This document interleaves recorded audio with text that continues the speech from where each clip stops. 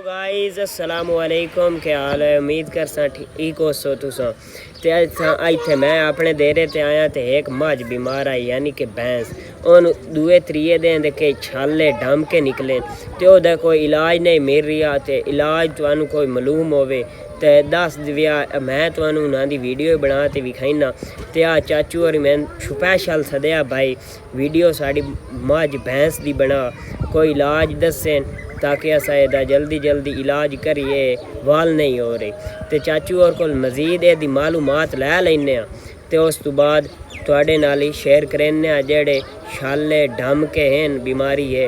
हाँ चाचू एन की होंदा दिहाड़ी कितने वेरे निकलते हैं, कितनी वेरी डॉक्टर आंदे की दसिया ने की नहीं दसिया। सुबह टीके लगते हैं, सुबह 10 बजे लगे 10 बजे लैके 4 बजे तक आराम दिया, 4 बजे तो बाद मुड़ दम के शुरू। कोई कहता सप लड़ा, कोई कहता छिपकली लड़ी है जी हाँ, कोई जहर बाहर निकली है, कोई समझ नहीं लगती। ठीक हो गया तो मैं तुहानू मजीद विखा देना, मालूमात तुहानू शेयर कर देना। अगर तुहाडी समझ च तेनू ज़रूर इलाज तुसा दसना ते मैं तुहानू आ विखा रही हूँ। देख लियो भाईजान बहुत छाले हैं डम के हैं, इन्हां कोई इलाज नहीं मिल रहा।